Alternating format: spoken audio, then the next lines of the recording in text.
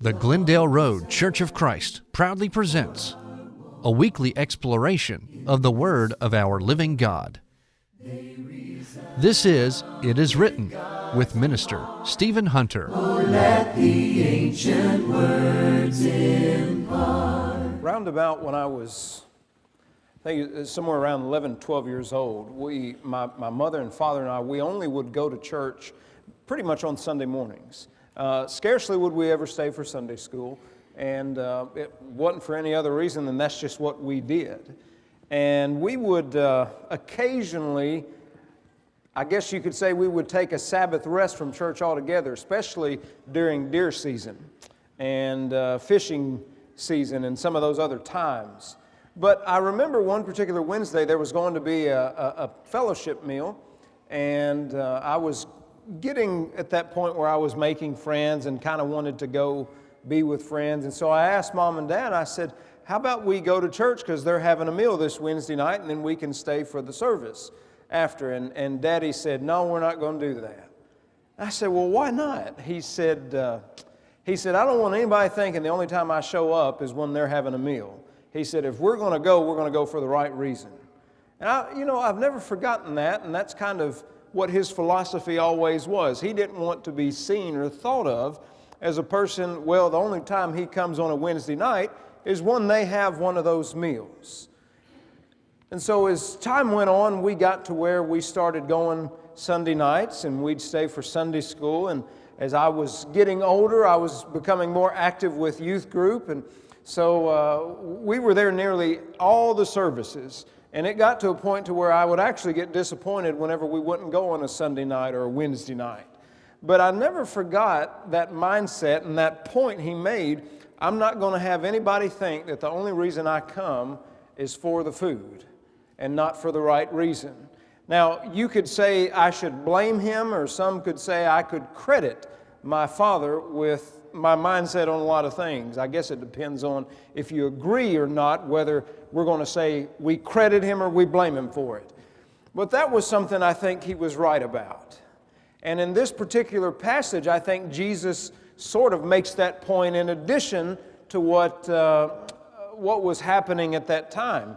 But to give a little bit of a backdrop, at this point, Jesus had recently just fed 5,000 people the day before at the start of John chapter 6. And so all these people were following him, and he had been teaching, and he saw that it was necessary, that they didn't have a place to stay necessarily or somewhere to go. They were sort of far out. And so they brought the loaves and whatnot, and he blessed them, and they divided that, and everybody ate, and they were filled. And the result of this was they looked upon Jesus in John 6:14, and they said of him, "This is truly the prophet who has come into the world." Now, to understand what the meaning was behind that, you'd have to look in your Old Testament book of Deuteronomy, chapter 18, and you'll see the meaning of this messianic prophet. There were a lot of things that the Jews expected when the Messiah would come to the earth, and one of them was a fulfillment of what you'll read in Deuteronomy 18, verses 15 to 19. The Bible says, "The Lord your God will raise up for you a prophet like me from your midst, from your brethren. Him you shall hear, according to all you desired of the Lord your God in Horeb, on the day of the assembly, saying, Let me not hear again the voice of the Lord my God, nor let me see this great fire anymore, lest I die. And the Lord said to me, What they have spoken is good. I'll raise up for them a prophet like you from among their brethren, and I'll put my words in his mouth, and he shall speak to them all that I command him. And it shall be that whoever will not hear my words, which he speaks in my name, I will require it of him." And so all the way back in Deuteronomy, there was this passage, this expectation of the future king of Israel, who would be the prophet who spoke with the words of God. And so after this great miracle of feeding a great many people, they look and they said, surely this is the prophet. And so they're ascribing to him something that they had very well expected would come true. But then in the very next verse, They wanted to take Jesus by force and make him king. And so it says in John 6:15, when Jesus perceived they were about to come and take him by force and make him king, he departed again to the mountain by himself alone. That gives you a little bit more insight as to what they expected. First of all, he was the prophet that was spoken of. Secondly, let's go ahead and make him king. But Jesus didn't want to be king in that earthly manner where you place a crown on his head and where there's some sort of ceremony that inducts him as the leader religiously, politically, and militarily of the nation. He wanted to be a different kind of king, one whom he told Pilate, whose kingdom was not of this world. And so on the next day, Jesus had gone off, and the people come and they look for him. And he calls them out for why they are there that day. He says, "You've come to seek me, not because you saw the signs, but because you ate of the loaves and were filled." Now, does that mean that Jesus doesn't like helping people? No, I don't think it does. But I think that there's a time when Jesus says, we need to focus on things that really matter. A lot of times we're concerned with physical needs. And in being concerned with physical needs, we neglect the eternal needs that every one of us has. And so, in what he did the day before, first of all, there's a little bit of seeing God's providence. And that little bit is, this is surely the prophet. So there's a little bit of a spiritual emphasis. But then when they're looking for him the next day, Christ, who knows the minds and the hearts of everybody, as they come seeking him because he'd moved on to do the work of God, they come and they say, "When did you come over here?" He says, "Now you've come looking for me not because you saw the signs, but because you ate and you were filled.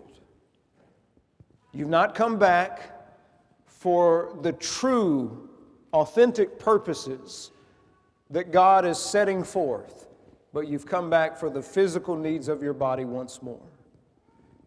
And so did Jesus go, "All right, let's get the loaves out, let's feed them all again"?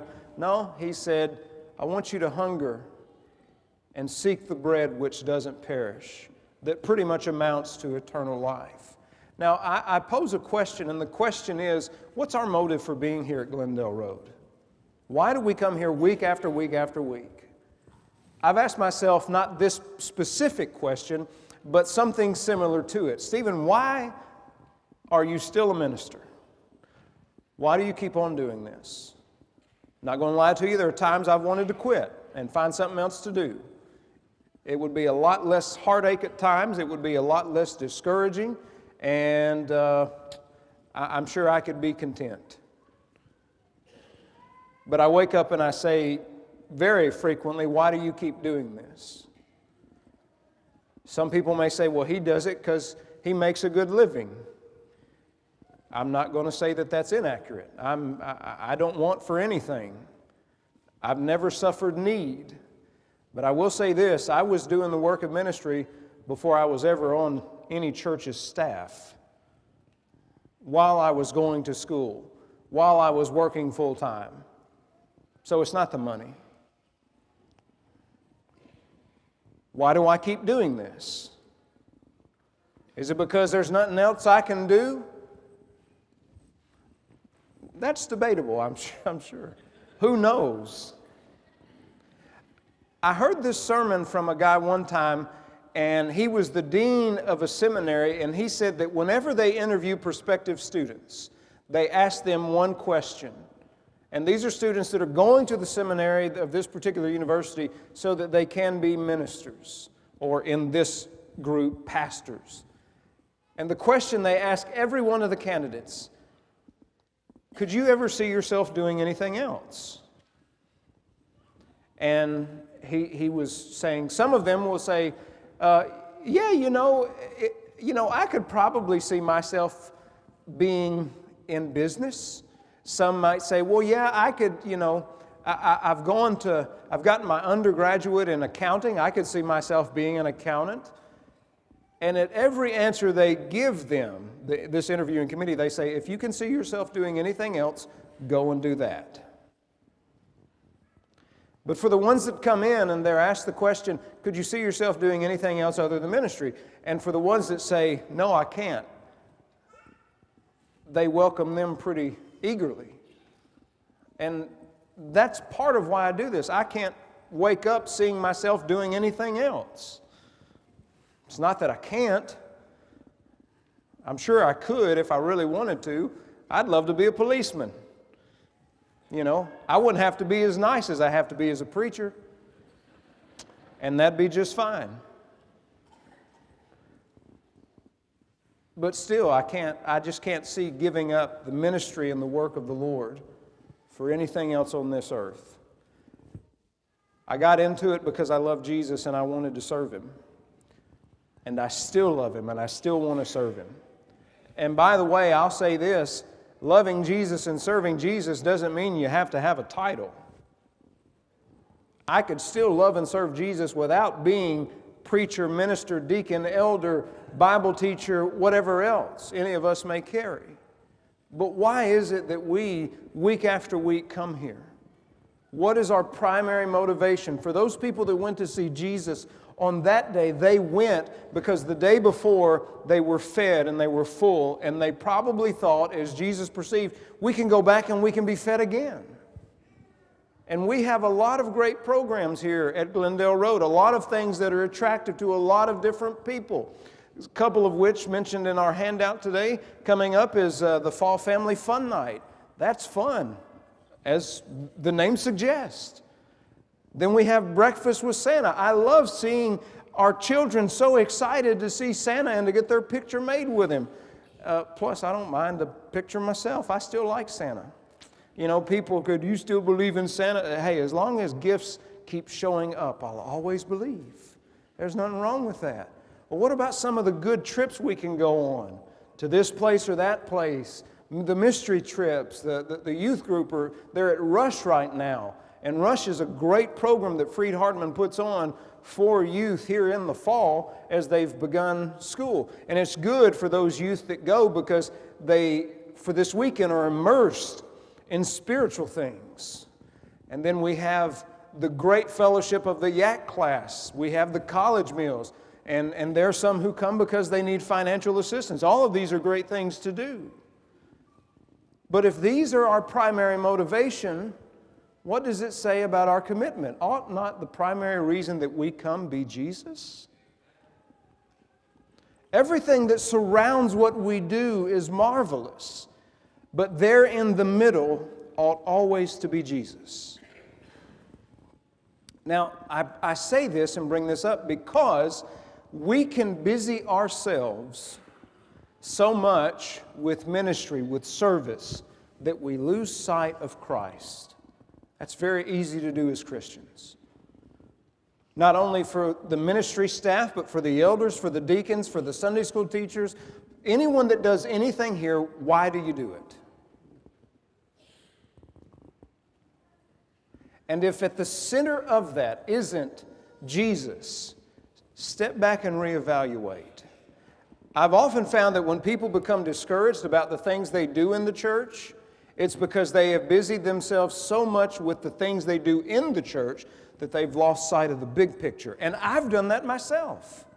I have been so focused on the work of ministry that, guess what? I don't read the Bible for my own edification or devotion. That I don't pray to God except when I'm with someone who has specific needs. I don't just talk to my Father. It's me praying for these people and everything they have that they need prayers for. And so it's very easy when you're in the midst of the battle, when you're in the midst of the thick of everything, to be so concerned with let's do this, let's check this is my area of work, that I lose sight of Jesus.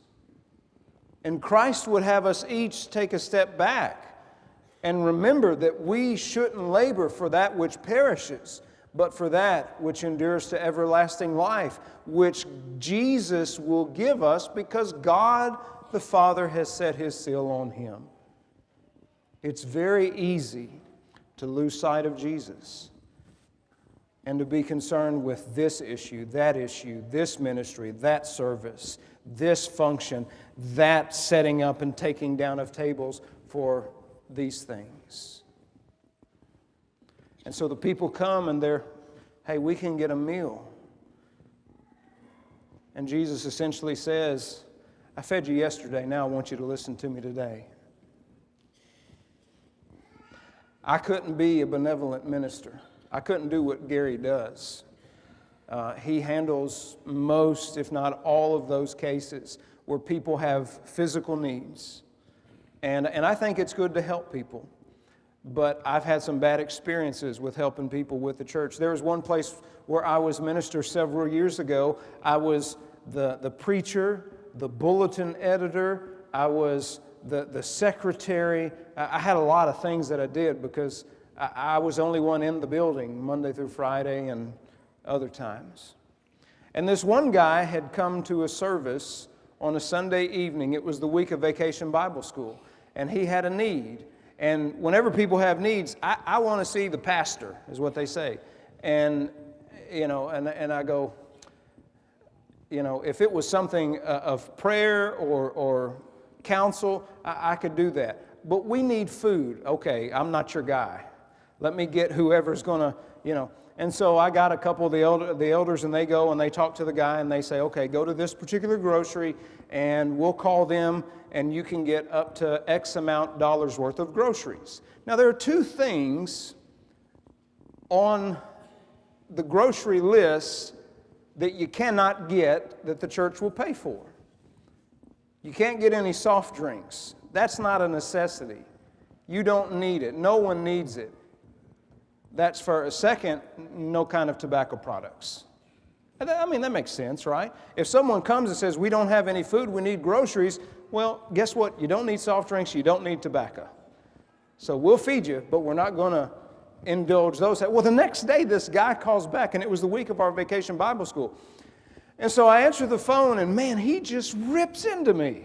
I can't believe y'all wouldn't let me get a Diet Mountain Dew. And for you Diet Mountain Dew fans, you're probably going, I could understand if I went without a Diet Mountain Dew, I'd chew you out too. But he just lays into me. It's a shameful thing. Y'all didn't, blah, blah, blah. You gave us. I said, did you get groceries? He said, yeah, we got groceries, but what's the harm in having a Mountain Dew? I said, did you need it? Well, I wanted it. I said, there's a difference in needing and wanting. And then he goes on, well, how many of your members are drinking their sodas and drinking their coffee? I said, they bought it.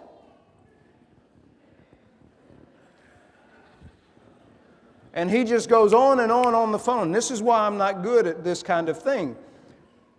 Because I said, look here. I said, tonight, we're having our Vacation Bible School all week. I tell you what, you come, you bring your wife and all the children you have. Because after each Vacation Bible School night, we had a meal. I said, tonight we're grilling hot dogs and hamburgers. Y'all eat till you're full. We got leftovers. We'll be glad to let you take them home. And I said, we're going to have a big old, I love his old country church. They had a trough with ice full of canned soft drinks. I said, you can drink what you want here. And I said, and I won't tell a soul if you put a few in your pocket and take them home. Sounds like a good deal, right? You're upset? Guess what? I can give you the remedy. He says, well, I don't know if I can get them to come.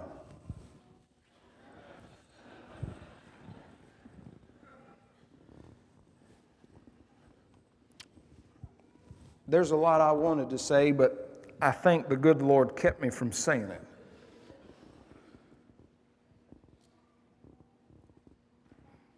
And I still struggle to this day with people who want physical needs met by churches, but they don't want Jesus. I still struggle with that.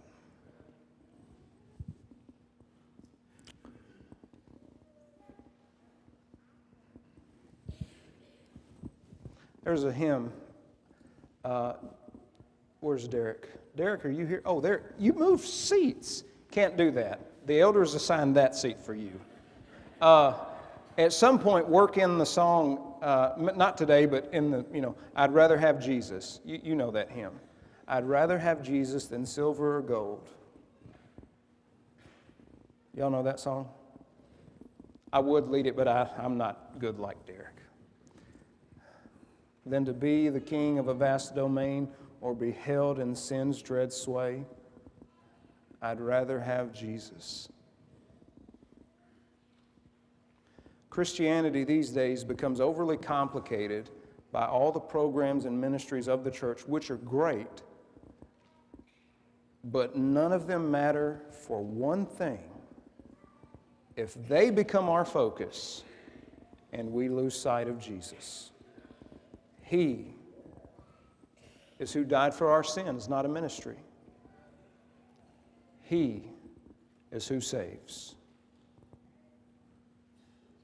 So the admonition this morning is, let us not be potluck Christians, seeking the physical needs of our bodies, but let us seek that which Jesus so eagerly gave, salvation. If you have not yet obeyed the gospel, I implore you to do so. Come to the front and let's talk as we stand and sing.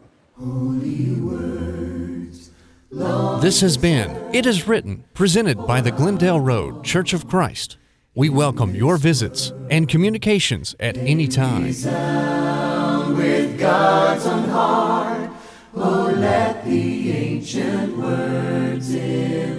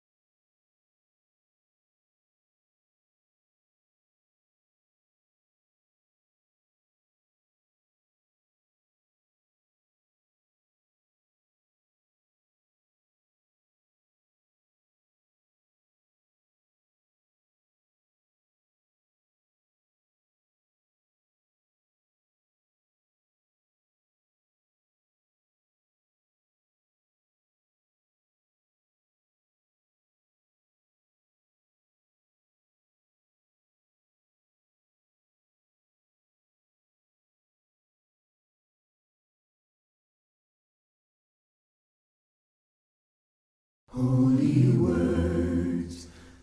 This has been It Is Written, presented by the Glendale Road Church of Christ. We welcome your visits and communications at any time. Sound with God's own heart. Oh, let the ancient words impart.